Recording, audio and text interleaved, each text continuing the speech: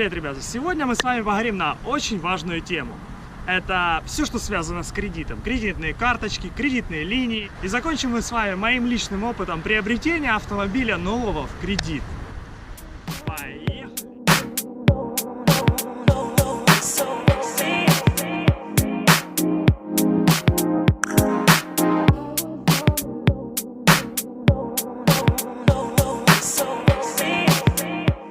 Даже в солнечной Флориде вы должны всегда думать о вашем кредитном рейтинге и вообще о вашей кредитной истории.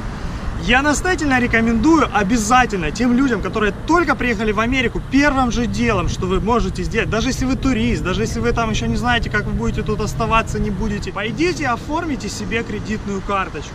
И тогда вы от многих проблем в дальнейшем в Америке себя избавите. Это несложно, и сейчас я вам расскажу, как именно мы это сделаем. Кредитная карточка для чего вам нужна? Для того, чтобы просто начать кредитную историю в этой стране. Здесь все завязано на кредитах, в том числе и даже ваше проживание. То есть, если вы соберетесь снять квартиру, дом, рентануть комнату, у вас обязательно проверят вашу кредитную историю. Просто для того, чтобы не сдать жилье кому попало. Настоятельно вам рекомендую пойти в Bank of America. Это самый простой банк, который дает возможности новоприбывшим людям получить кредитную карточку. Многие из вас прилетают в эту страну через город Нью-Йорк. В городе Нью-Йорке находится район русскоговорящий, который называется Брайтон-Бич. Все по-любому о нем знают. Так вот, если вы туда приедете просто с аэропорта, просто на трейне, вы сможете реально открыть кредитную карточку без знания английского языка. Просто зайдете в Bank of America, где открывают карты для любого человека, и там все будут разговаривать на русском языке. Документы, которые вам будут нужны, 2 подтверждающих документа вашего ID, то есть можно права, например, и паспорт. Минимум надо $300 положить на счет в начале, и у вас будет через, кажется, 2 недели, вам придет на ваш адрес реальный ваша новая кредитная карточка. Значит, $300 она будет стоить, это фактически будут кредитные деньги, но при этом они ваши.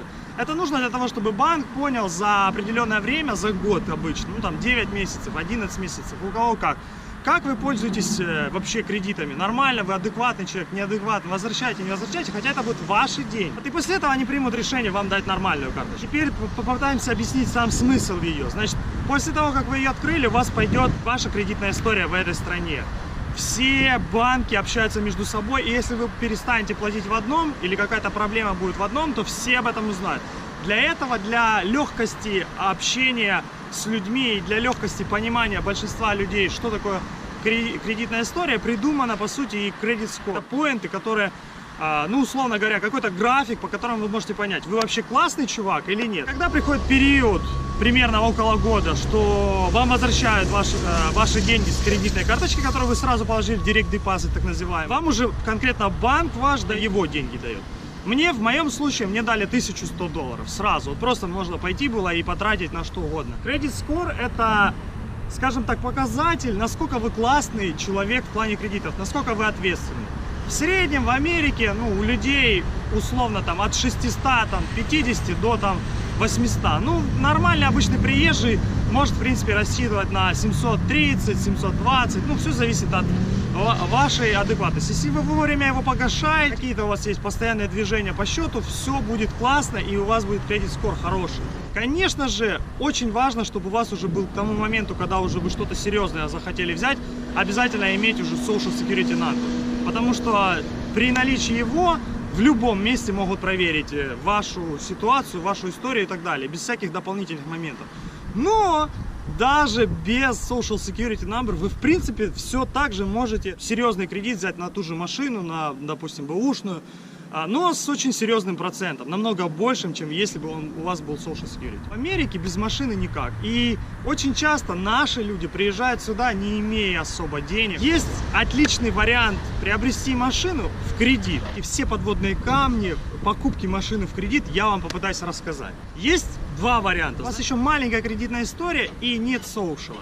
Вы можете пойти в любой дилерский центр, но только не вот такой брендированный, как это Mazda, не серьезный дилершип, а обычный такой, знаете, барыга-барыга. В таких дилершипах дают кредиты нелегалам даже.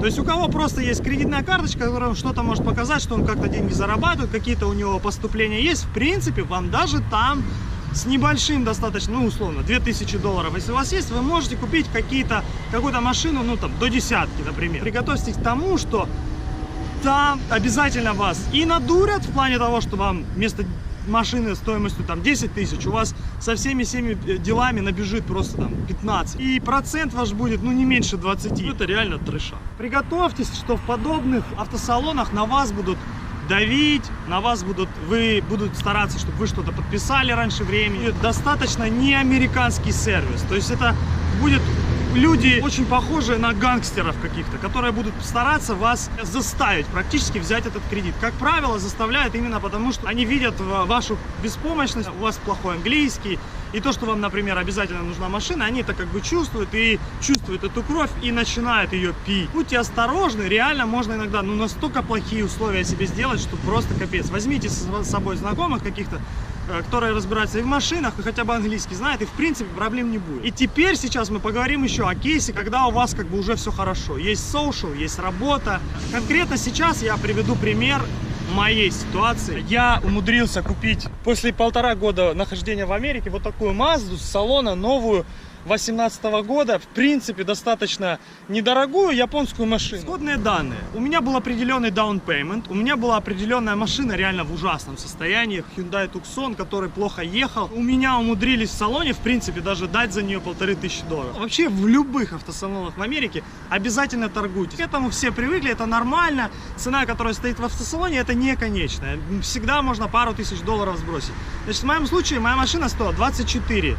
Без налога. Подготовленным, если вы будете немного с подвешенным языком или с другом, который на английском разбирается, в принципе, можно укатать в цену намного меньше. Например, в моем случае мы дошли до 18,5. Да, это было сложно. Я потратил, считай, целый день на это, но это реально возможно. После этого обязательно будут такие моменты добавлены, например, как вы должны будете заплатить таксы, вы должны будете перерегистрировать машину на вас. Определенные есть фи по поводу того, что вы берете кредит, чуть-чуть по чуть-чуть везде накидывается. Вместо 18500 вам на выходе стоимость машины возрастает до 21. Какой у меня был кейс? Я 1,5 года в Америке, последние полгода я нормально вроде бы как зарабатывал. Кредит скор у меня конкретно был 734. У меня было 2 кредитных карты. Через определенное время менеджер возвращается, говорит: молодец, поздравляем, тебе дали кредит, вот такие-то условия. Очень сложно у американцев выбить просто процентную даже ставку, они просто не знают, либо не хотят ее говорить. Средний стандартный американец, как я понял, он за этим моментом вообще не следит, думает о том моменте, что вот ему сказали там 300 долларов платить в месяц, и так в течение 7 лет.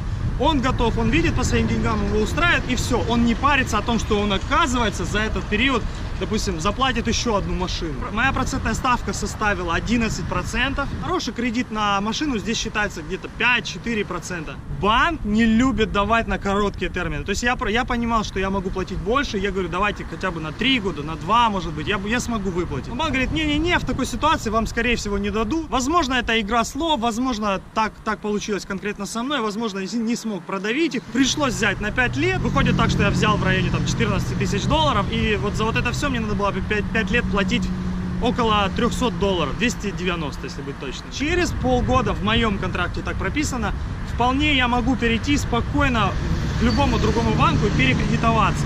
Я думаю, что я этим правом, конечно же, воспользуюсь. Скорее всего, там будет уже процентная ставка в районе там 5-6, может быть, ну, где-то в 2 раза можно уменьшить.